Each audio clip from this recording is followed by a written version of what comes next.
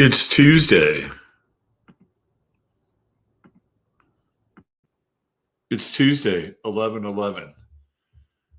I'm Robert Phoenix, and this is the Astro Weather.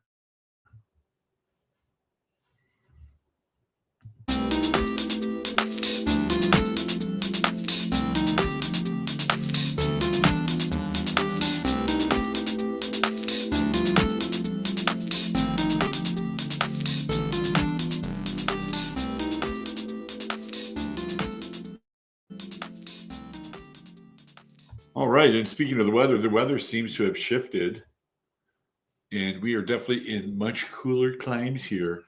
Speaking of cool, how cool can you get? It's the Astro Weather cat. That's right. There she is. Yes, yes, yes. I wouldn't forget you. I would not forget you.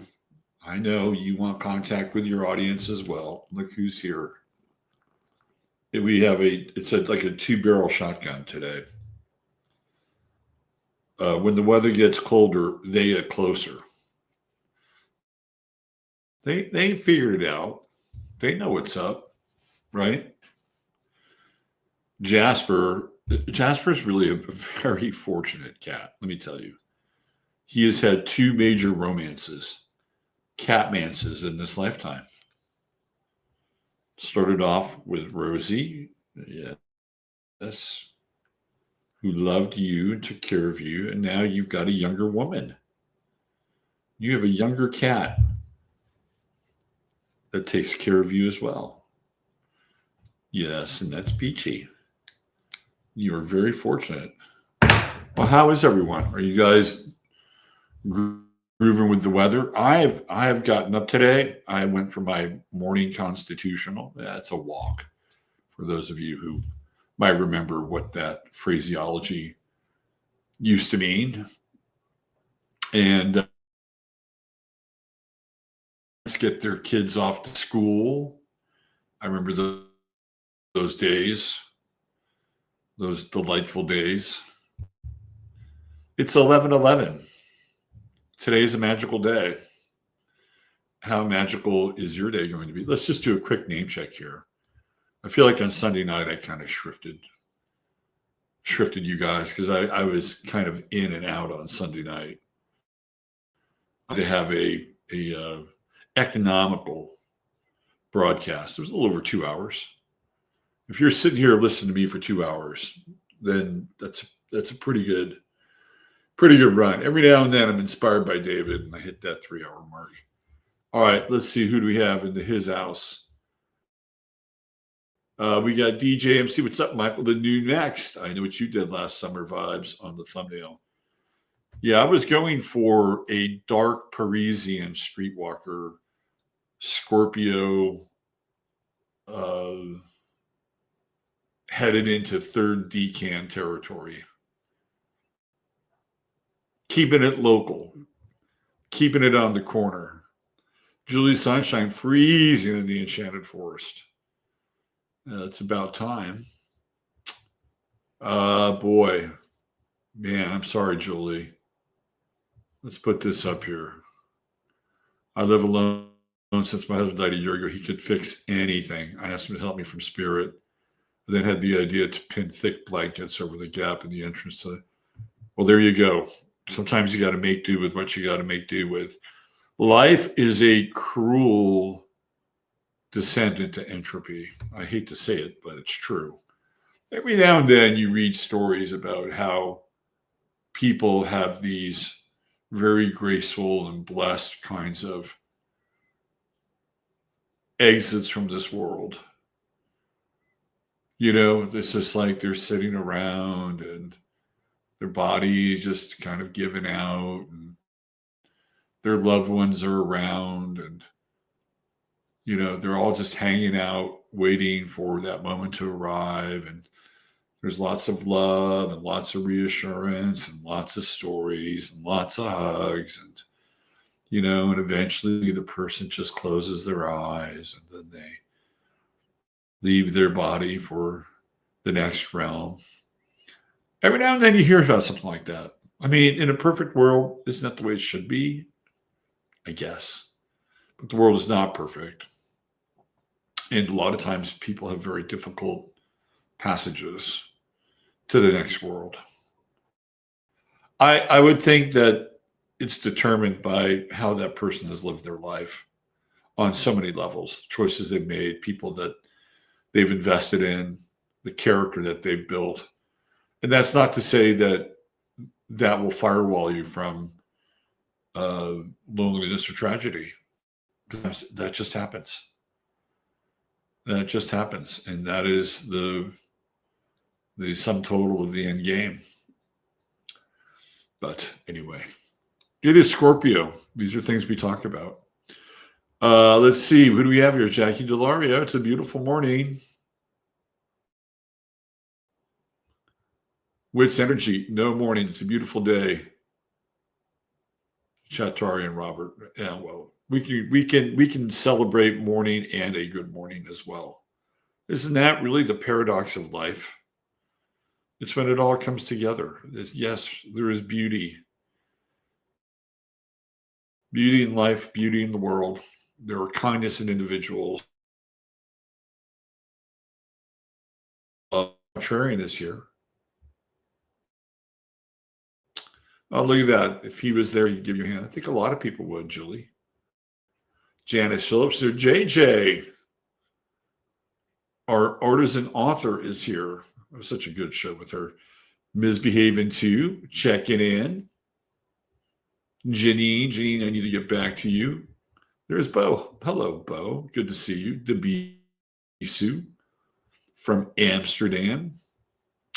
Lisa Ann White, Lena Winkler, Tom Jordan in the house. Let's see, Esperanza. It was a great meeting, Esperanza. Debisu wants to. I do not have an electric bike. I have an old push bike. My advice is the fat-wheeled ones are good, but one must act like it's a motorcycle on the road. They go fast and you need a helmet. Well, you're in a pretty flat place. Not a lot of hills there. I'm sure there's a few, but you don't need an electric bike in a town with not many hills. Oh, let's see. Who else do we have here? Perspective Eyes. What's happening? Barbara Boots, the double B. She's with us.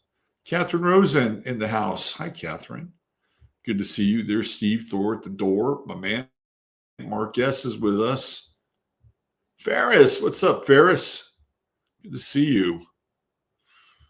My old serious sports buddy, Amy Gill. There's Darling. Hi, Darling. Regina Lovett from North Carolina. What's up, Regina? Diane Evans is here. Matt Bohike. Hi, Matt. I hope I said your name correctly. Triple J, Jazzy Josie Junk. Aaron L., it's good to see all of you. Liddy Lou's here. Kelly B's here. The lovely and talented one is here. We got an all-star crew. Lori Ann's with us from Minnesota. Kelly Broyles. Keep the positive vibes going in chat today. It's beautiful. Kate the Gardener's here. Glemma's here. Desiree Conrad from West Central Florida. What's up, Desiree? We got the Soul Traveler. We got Jules Lickman. Hi, Jules. The family Jules is here. Jupiter's at standstill. Yes, it is at standstill. Zarelith Eternal. Sandra Jack Shaw. What's up, SJS? Exploring the cot with Rod. What's up, Mr. Castaldo? I have to get you back on the show again soon. Leanne Otis here. Hi, Leanne. Sherilyn Grayer. Man, we got a good cast. Interstellar Cosmic Communications with Patricia. What's up? My antipode. And son of the right hand. All right. This is an all-star crew. Let's get into it. Okay, so you know what we do at the beginning of the show. We got to give a little bit of love to Silver Botanicals. Before I do, I got to stop sharing that because that's the way this thing works. Here we go. And I'll put me down around. I don't know. Here? No. There's better? No. There we go. Let's do that. Let's do that one. I can live with that one. Silver Botanicals, we're coming up here. This is it. This is the final day, the 11/11 special, the 11th house special. So I urge you to go out and get this sampler of all of their fine nanoized silver with essential oil products. This is a great blend because a lot of times you find things with essential oils. A lot of times you'll find things that are just, nanified silver, like Argentine and whatever, right? But when you get them together, it is truly a synergistic and alchemical marriage of the finest order. So we have the Silver Shield sanitizer. Again, I tend to use this for my countertops. Works perfectly. Silver Tongue oral care. Once you brush your teeth, you swish with that, and boy, oh boy, oh boy, your mouth is like the Garden of Eden. I'm telling you, with all those incredible essential oils like myrrh and all that stuff. And then you get the roll-on, you get the sea serum, you get the bar soap, you get the silver foot shield, you get the silver skin guard.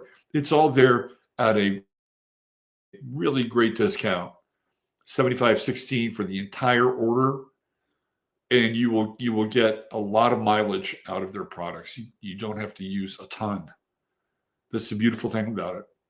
Just a little bit of the oral care goes a long ways. So you have that until today, until midnight, to grab this offer. And then you can always get 10% off of anything on the site. Just go there and use Astro Weather when you check out. So support our friends over at Silver Botanicals. In so doing, you support the show and you support really the circle of life in American business where people are actually making something and giving you a product for your hard-earned American Federal Reserve note. Okay, let's get into the weather. Now we know that it's chilly out there, but how is it in there?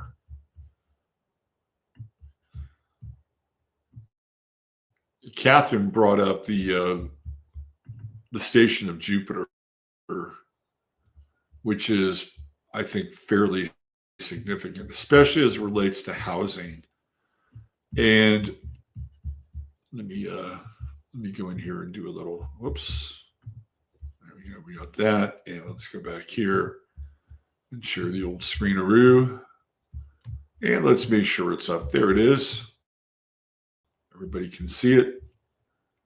This is what you call quality control. You got to quality control your experience here. Okay, so there's Jupiter just hanging out there, ready to go retrograde. And I'm wondering, again, from a bigger picture perspective, Trump announced this 50-year mortgage thing. I mean, if you're a millennial, no, let's say you're Gen Z, you're 21 years old. Well, guess what? You'll pay off your house when you're 71. I mean, that is just absolutely absurd. Let me see what we got here with interest rates. Because that's what we have been waiting on. But because the bankers are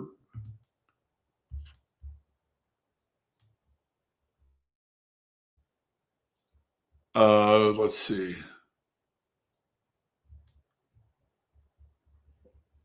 Okay, so this is interesting. They're talking about today's current interest rate on a 15-year fixed is 5.6%. And then the adjustable, the APR is 5.62%. Uh,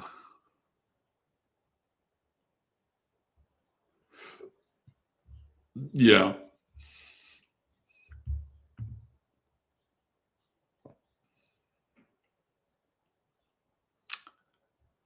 So in January, we had the best 2-year fixed mortgage rate.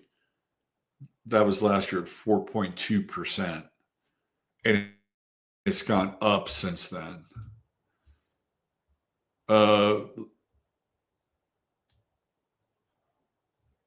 Yeah. So they've got this quote unquote inflation thing that they're theoretically fighting. And so by not lowering interest rates, it's in their best interest to fight inflation. This is the company line. But now they're talking about stable coins and the impact of stable coins on interest rates. This is interesting. Now, for those of you who are not real crypto savvy, a stable coin is a coin that has a kind of fixed value because it's tied to either Tether or USD. And the stable coin that has been promoted for a very long time is XRP. There are others, but that's the one that's been promoted the most. And there are people that have gotten into XRP at a very low, like pennies on the dollar rate, right? But the one thing I've never understood about XRP, and perhaps it's my own ignorance, is that if indeed XRP did become the stable coin of the realm, then what would be the incentive by the powers that be to make millions of people millionaires overnight? I just don't see it, because the name of the game is to control the flow of capital and to make sure that the 0.5% has the most control over the flow of capital. They don't want a bunch of middle-class people holding on to their XRP. So I always felt like the XRP as a stable coin would be a 1-to-1 ratio. So let's say, for instance, I'll give you an example here. And again, forgive me if I'm displaying my ignorance in the crypto world. But let's say there is a bail-in and your accounts are frozen. Okay. And once you come back online and they have some kind of USD stablecoin, your dollar would be worth half of what it was. Half. Right? If you have XRP, then your XRP would be pegged theoretically to Tether or USD, which would then facilitate a 1-to-1 transfer, which means that you would make money because everybody else would have half a dollar to your pegged XRP. Do you understand what I'm saying? It being a stable coin. So now they're floating this idea that a stable coin could somehow influence interest rates. Why would they do that? It's because they want people to ultimately move away from the Federal Reserve note and have a digitized version of the Federal Reserve note with the same kind of borrowing and lending policies that ultimately create this endless supply of money and debt. Now, with Jupiter retrograde, where it's about to go, and I've been looking at Jupiter for a long time now in Cancer and the potential for it to affect the housing market. And unless rates go to about 4% again, which it's doubtful that they will, that the housing market will be impacted. Now the retrograde part of this would be, since it hasn't moved. Like, what you have is you have a largesse of inventory. That's what you have. Jupiter has just brought more inventory than anything else. It hasn't brought the means to acquire or sell that inventory. It's just created more. There's more inventory on the market than there are buyers. So if you happen to be a buyer, this is your time, because you're going to get, I mean, this is across the board for just about anything. So again, we're talking about Jupiter, right? We're keeping it in the realm of astrology. In Cancer, right now, there is a vintage guitar apocalypse that's taking place. And what's happening is that there are all these older guys, they're boomers, and the one who is probably who personifies this character more than just about anybody else is Jim Irsay. And Jim Irsay used to own the Indianapolis Colts. And I say used to because he passed away last year or earlier this year. And Jim Irsay had one of the largest private guitar collections in the world. Like, these are famous, like Stratocasters, SGs, Ibanez, whatever. He had them, right? And now all those guitars are being auctioned off. But Jim Irsay is not the only one who has these. A lot of these guys have kept these guitars thinking that they'll hold their value because they're going to have other people that are going to want to buy them, right? That's not really true. And so now you're going to have a glut of all these famous guitars on the market. So if you're somebody who has a shit ton of money, like I was listening to Rick Beato and Neil Schon yesterday. Neil Schon's got a lot of money. Neil Schon could get any guitar he wanted now if he wanted to add it to his collection, and he wouldn't have to pay a premium price for it. So if you have the resources and you want to, and you have cash in hand, it is a buyer's market. But we're seeing this across the board, and it's not just guitars. It's anything that's vintage cars, vintage motorcycles, people that have been holding on to this stuff thinking, okay, I sell this and somebody's going to buy it and I've got this nailed, right? That's not going to be the case. And this Jupiter retrograde is going to speak to that. And people are going to look around, and it's going to be difficult for them. And even though we have a grand trine going on, which I think is actually really good, they're going to look around and say, holy shit, I'm going to have to take this for pennies on the dollar. And it's going to be hard because the retrograde part with, Cancer doesn't want to let go. And it's like, you think you could get $5,000 for your, I don't know, Keith Richard beat up Stratocaster. Why don't you drop that by about 3,000? Because that's what you're really going to get. You're not going to get what in many cases, if you break even with some of these purchases, you'll be lucky, right? And so we're going to see this. We're going to see. So if you have the resources and you need something with this Jupiter retrograde in Cancer, it'll be a good time, right? You're going to see people selling RVs, selling their toys, right? It's going to be, and especially come holidays, because people need the money.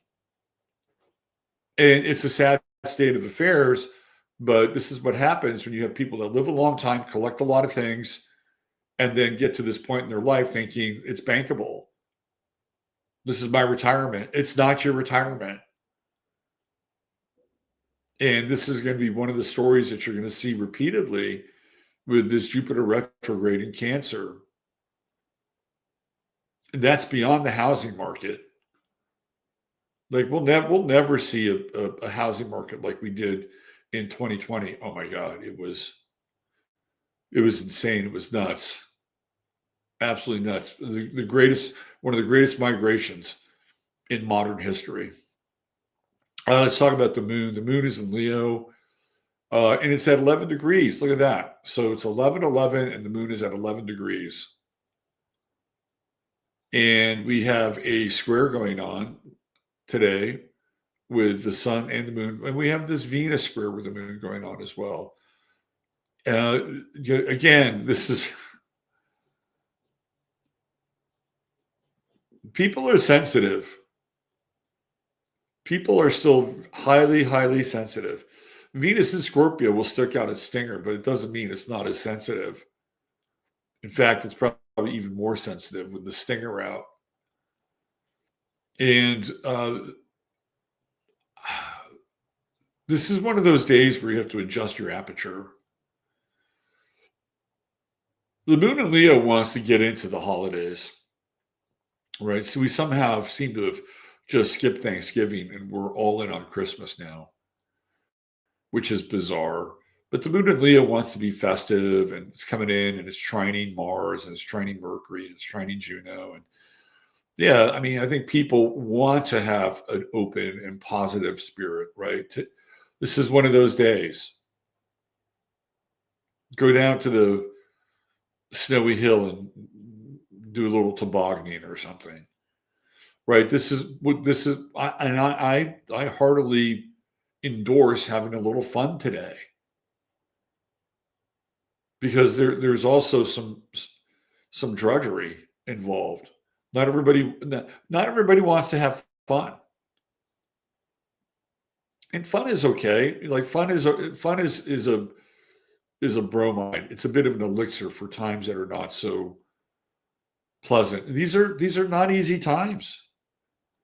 You know, these are times where, especially with the sun still in Scorpio, it's right at the edge of that second decan. So it's in the Cancer, the Piscean decan, that our value is very subjective.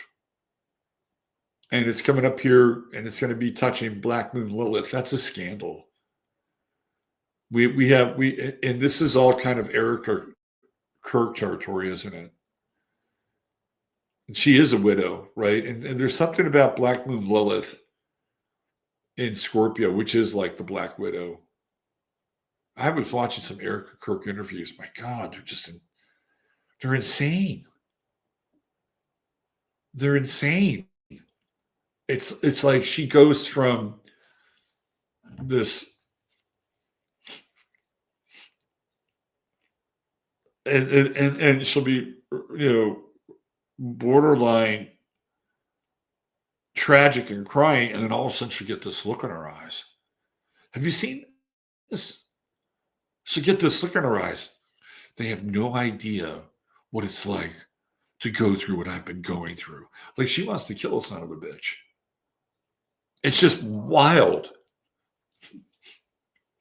Every day I miss them even more. They have no idea what it's like to have to go through this every day, to sit through all these It's like you can see the Scorpio come out in Erica Kirk in moments like that. So there's something scandalous going on here. This is as the moon approaches Black Moon Lilith, the sun approaches Black Moon Lilith. And we're going to have that new moon. Oh, yeah, we're going to have that new moon. That new moon is coming, right? And it's going to come in, and it's going to come in and conjunct the sun, and it's going to come in and conjunct Black Moon Lilith. And the lid is going to be blown off some of these scandalous affairs that are brewing. The other one that I'm actually doing a show, the link is in the notes, is Kash Patel's girlfriend is now suit happy.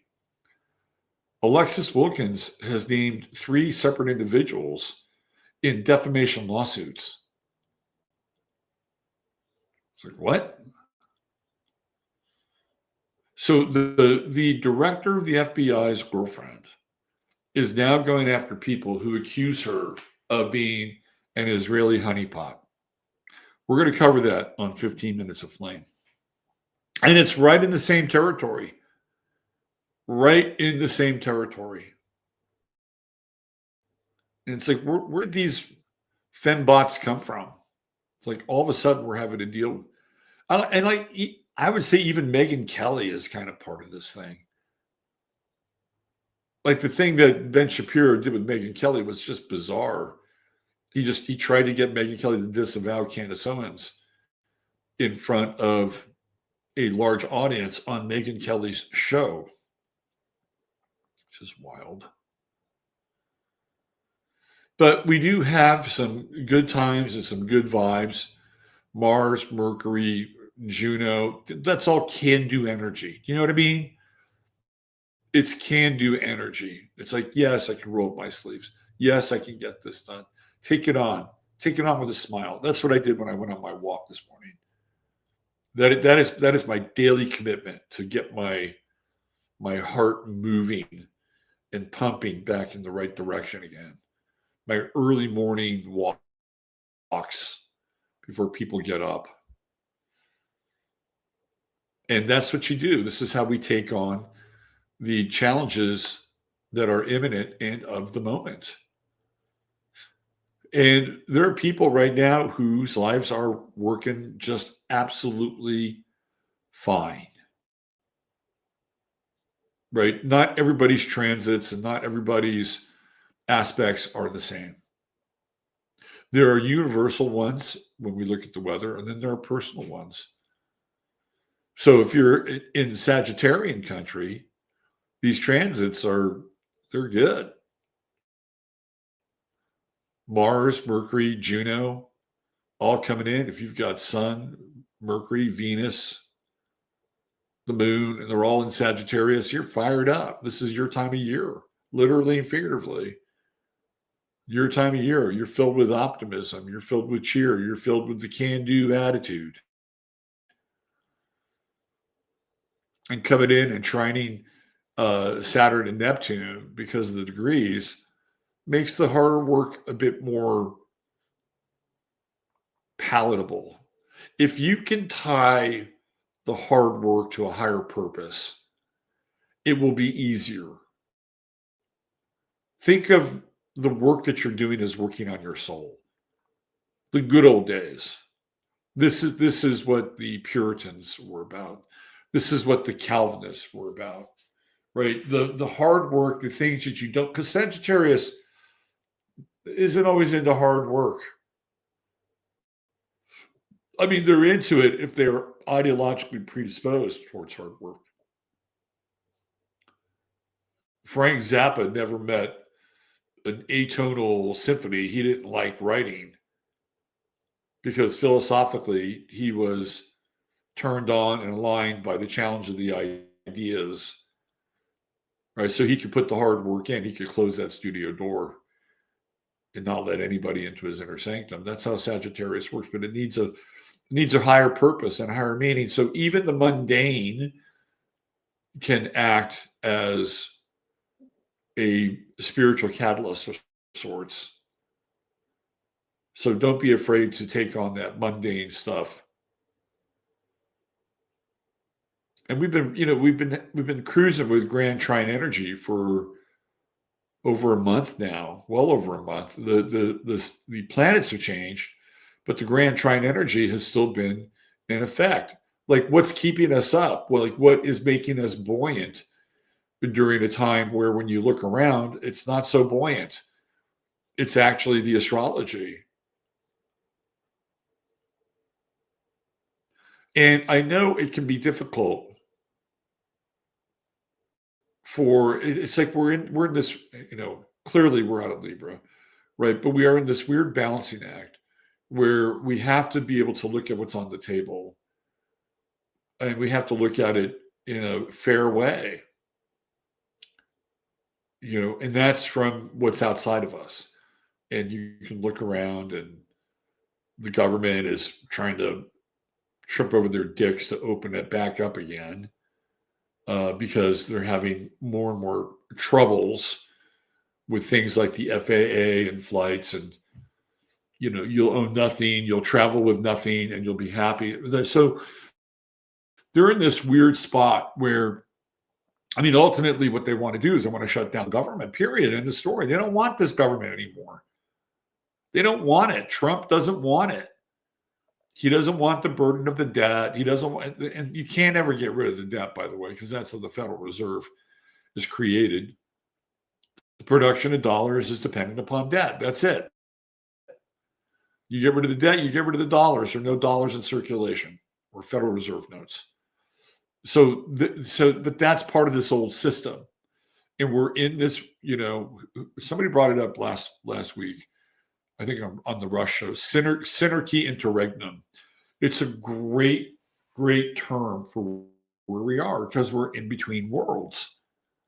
And let's be honest, they don't want the same form of government that they've been trotting out there for the last even 50 years. They want something very, very different, something much more technocratic, something less dependent upon the electorate. As God is my witness. And we know that, right? We know that. That is the great conceit. We know that that's what they want. And so they stumble around like they've got this feud between the Hatfield and the McCoys, the Democrats and the Republicans, and now you've got the Republican right, and then the new right who are denouncing the old right. So it's all very fractious. Trump was booed at the Washington Commanders football game. He wanted them to name the stadium after him. Trump always throws his stuff out like he's joking, like he's like trolling people. And sometimes he's not, and sometimes he is. He was definitely in troll mode. So we have all these things going on, right? And Israel continues to defy this so-called ceasefire. Complete liars. We still have the Ukrainian war going on. We have added aggression in Venezuela, off the coast of Venezuela. All these things are happening, right? We're looking around. All these things are happening.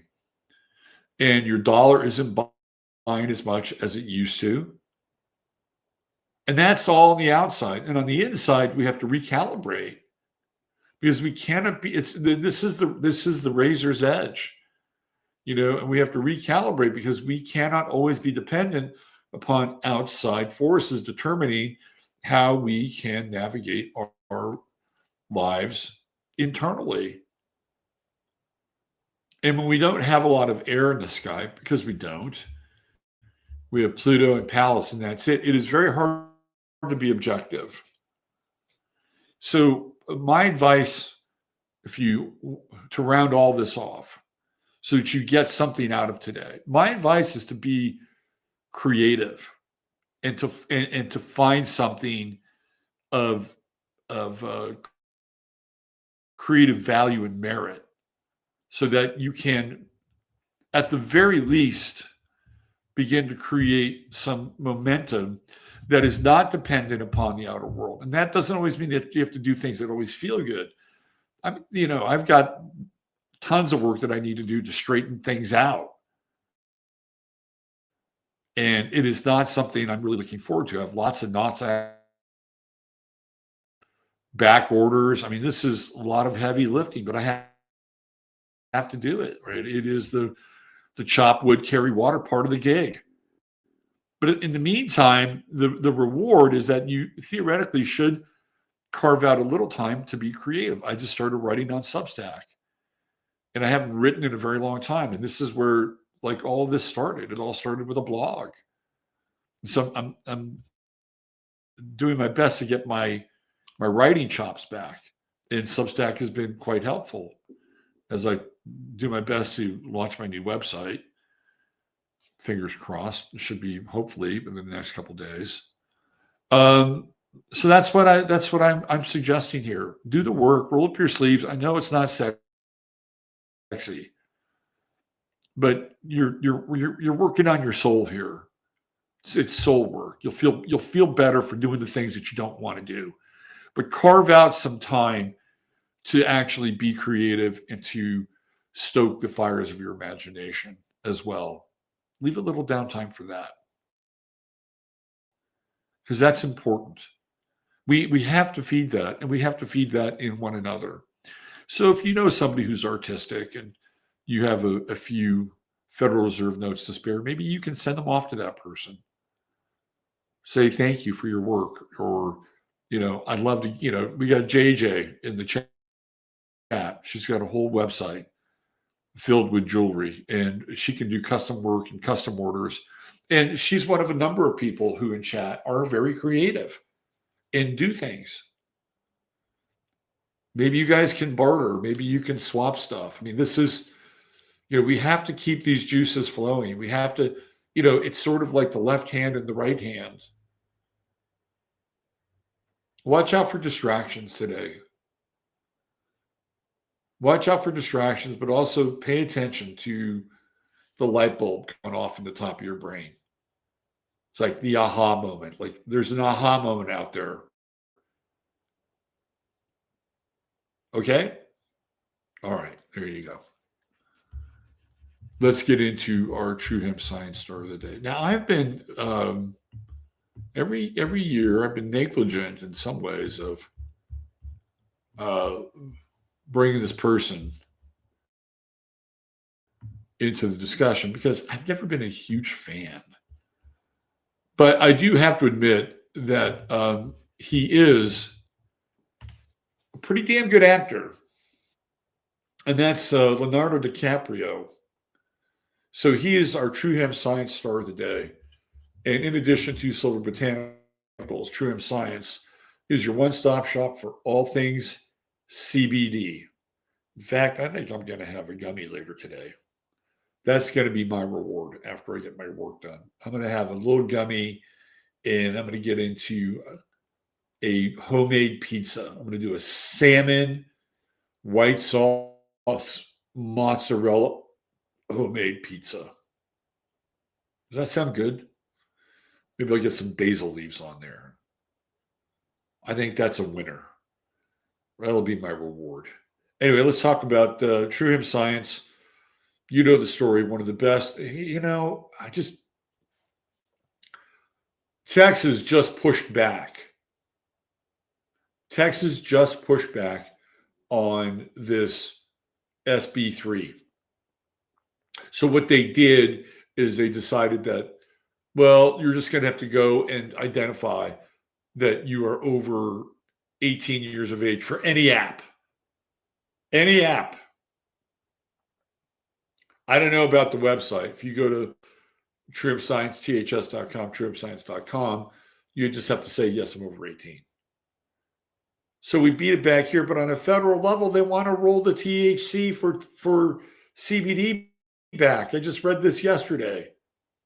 Like these Republicans sometimes in their new apostolic covenant bullshit, this Saturn, Neptune, and Aries onward Christian soldier story is not really what I'm into. So we've got another battle ahead of us on the federal level to make sure that THC can still be part of CBD. And what they really want is they want the synthetic version. Anyway, please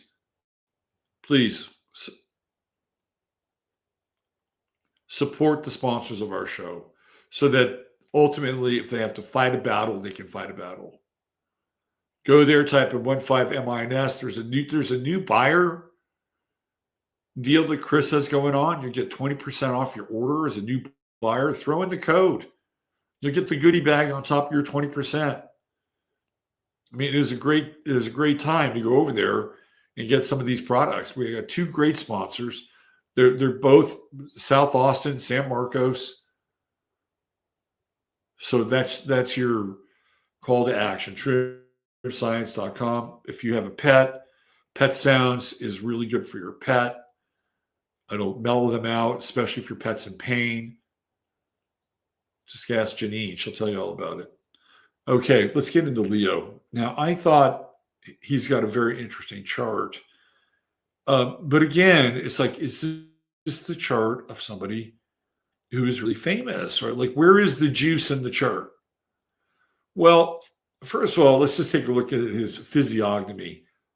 Yes, he's had some work done, but he's got those Scorpio eyes. He's always had those Scorpio eyes, those kind of slitty reptile eyes. They're not bad. Don't get me wrong. It's not a value judgment. But I have to say, I was really disappointed when they cast him to play Jim Carroll in the Basketball Diaries. Like, why? I was a huge fan of Jim Carroll. People Who Died, read the book, Basketball Diaries. It's a brilliant book. I couldn't watch the movie because of Leonardo DiCaprio. I just like, this is not the guy to play Jim Carroll. Jim Carroll had an edge. I guess Leo has an edge. So he's Libra rising. Of course, he's going to be, attractive. He's an attractive male, Libra rising. And he's very intense, right? He's got Pluto Moon conjunction. First house, Moon Uranus conjunction, Mercury Uranus conjunction. One of the things that DiCaprio is noted for is throwing himself into his roles. And that's very Plutonian, isn't it? That's very Moon Pluto. Like, for instance, when he initially auditioned for What is Eating Gilbert Grape, the director did not want him in the role. Who is it? The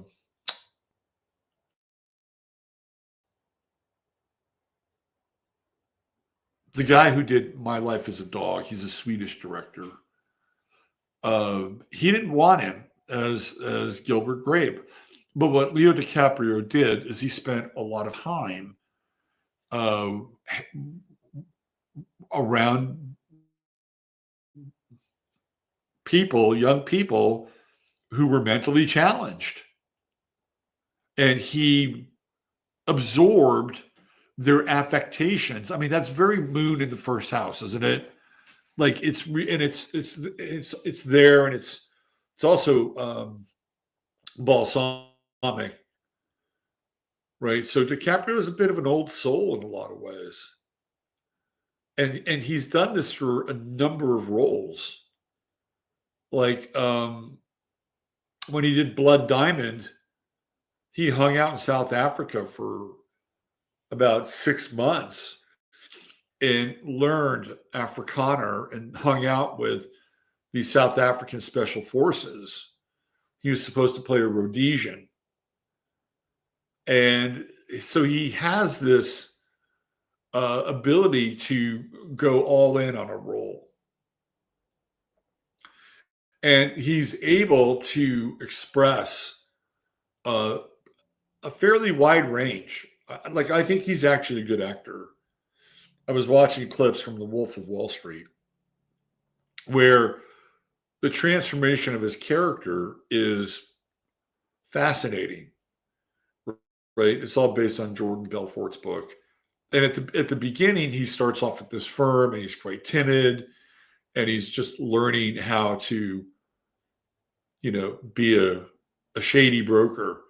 And Matthew McConaughey, another Scorpio, plays his mentor. And the transformation from that character to the character at the end of the movie is wild. Like, really, really, really wild. And he has a bit of a wild streak associated with him. The one thing about DiCaprio is that his movies have made a shit ton of money. Like, even a movie like Revolutionary Road or Revolution Road or whatever it's called with Kate Winslet, which is about the end of a marriage, that made a shit ton of money. Everything, Leonardo DiCaprio is box office gold. Box office gold. Mars, Sun, Venus, all in the second house in Scorpio, right? And trining Saturn. And he's had a very long career. And he knew when he was young what he wanted to be. He wanted to be an actor. He didn't want to be in school. He got out of high school at a fairly early age. Now, the thing that's interesting about DiCaprio is that his father was a kind of underground comics artist. And his mother was an artist and musician. They were hipsters, and they lived in like Los Feliz and Silver Lake and Echo Park and all those places. And so what happened is that they divorced when he was young, but then they lived next to each other in these duplexes. And his father had remarried, and he had a half brother, and he and the half brother became very tight, right? That's third house, and that's siblings. And he finds out about acting through his half brother. And his half brother made $50,000 for doing a commercial.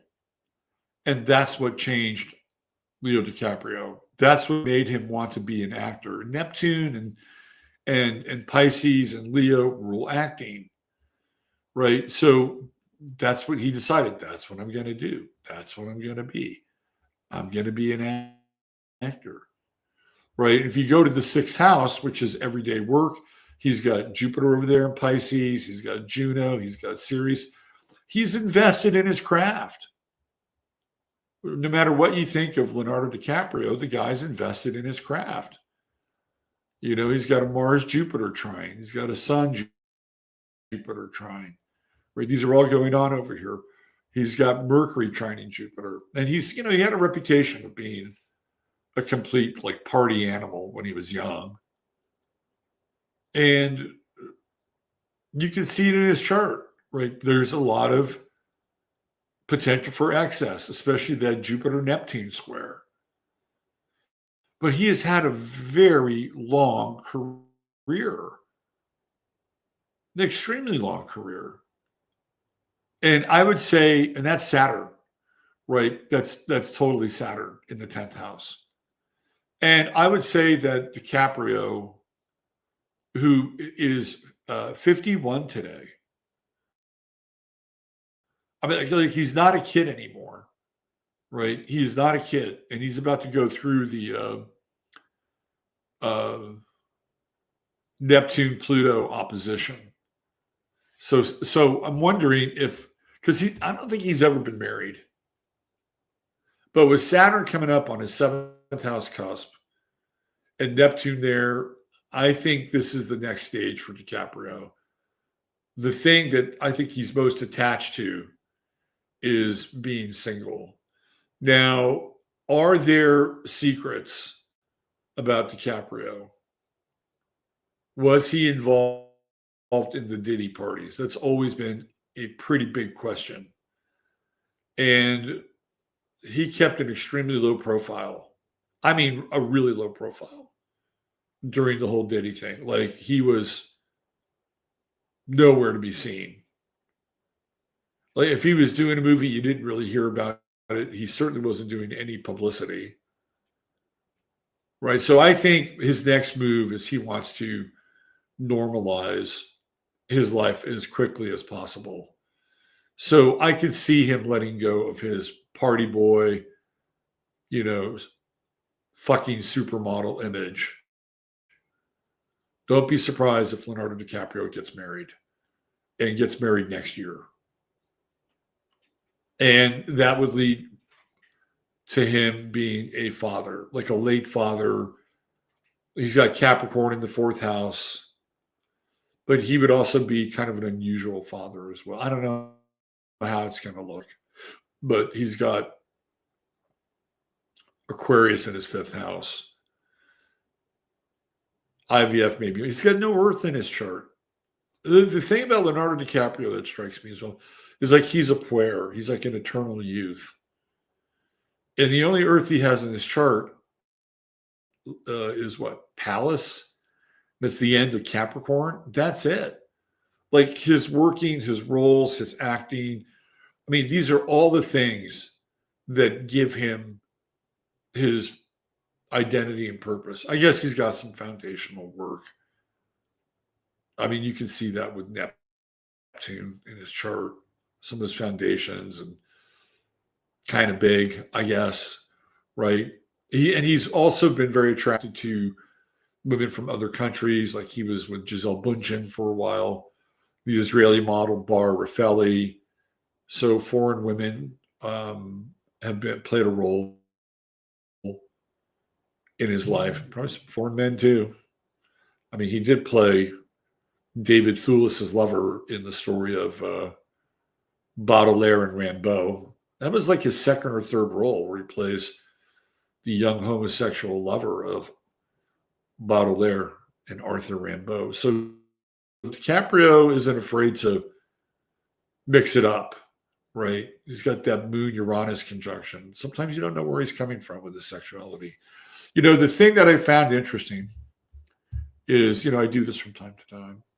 And I wanted to see how the release of Titanic and all those water planets in this chart are so good for that movie Titanic, right? Like Saturn and Cancer. Oh my God, in the 10th house. Are you kidding me? Nostalgic, looking back in the past. Huge. Jupiter in Pisces, right? Like that's all Titanic territory. And that's what makes him a star, is the movie Titanic. So this is when Titanic opened. It was on Saturday, November 1st in Japan. And I think it's really interesting in that if you look at Mercury and the moon, it was right on his sun. Like it will open later in December in the US. So this is the first cinematic showing of Titanic. It's in Japan. It's in Tokyo. You know, probably around 7 p.m. at night, give or take an hour or so. But what we're really looking at here is the moon. We're looking at Sun, Chiron, and Mars. This is like a turbo boosting coming in here, trining Saturn, right? Sun, Chiron, trining Jupiter. It's all there. This is it. This is the launching pad, and it's all this night. This is the launching of the SS Titanic or the SS DiCaprio. Now, there is a rumor that this is when he also becomes involved in Freemasonry. And it's with James Cameron, who guides him into Freemasonry, because they were doing a lot of the effects for Titanic in Cornwall, if I'm not mistaken. You may want to look that up. So Cameron, this is the inside baseball. So Cameron was getting his York rights, not his Scottish rights, his York rights while he's doing the Titanic. And it's a movement from him, from going from the Scottish rights to the York rights. And when you look at Cameron, it is a phase shift in his directorial career. Prior to that, a lot of his films were very dark. You had The Terminator, you had Aliens 2, you had The Predator, and even The Abyss is kind of dark. The Abyss is one of those movies that's kind of the pivot film for Cameron. And then he does The Titanic. And it's this movie about love and redemption and heroism. And everybody that saw the Titanic leaves the Titanic feeling weepy, nostalgic, and want to hug each other, right? It is a tidal shift in the career of James Cameron. And he really doesn't do much of anything after that until he comes to Avatar. And then with Avatar, he's still in this more kind of hopeful, planetary, like optimistic, even though they have to take on the bad white guy who is the anti-environment, right, in the movie, and win with this kind of weird cyber reptilian pagan blue people. Like, it's still about eternal values and love and sacrifice Very similar themes in some ways with the Titanic. Different, but similar. And so there's this story that DiCaprio winds up becoming involved in Freemasonry with Cameron during the filming of the Titanic. I don't think that that's too far out of the realm of possibility. Because when you look at DiCaprio's birth date, take the 19 out of it, right? You have 11/11/74. That's 33. That is 33. And James Cameron probably noticed all this. It's like, wow, you were born for this, right? So that's a huge time in his life. And after that, DiCaprio just gets role after role after role after role. He's on a roll. He's still on a roll. And I would say that of all the American actors, that he is right up there with Tom Cruise, Brad Pitt, Keanu Reeves. They're kind of the big four. Now, you may have like your own opinion of their individual acting abilities, but I think we could put Leonardo DiCaprio near the top of the list of America's great actors, at least for now. I'm not always a fan of his movies, although sometimes I thought Inception was great. It's another movie, made a shit ton of money. He took less to be in the movie and got a cut at the box office. And boy, his Scorpio senses when it comes to projects is pretty damn good. All right, there you go. Here's your True Hemp Science star of the day. And that's it. We're done. We're out of here. I'll be over on 15. Come join me. Thank you for being here. Hit the like. Hit subscribe if you enjoyed the content. And I'll see you back here tomorrow. Take good care of yourselves. Treat each other well. Love you all. Bye for now.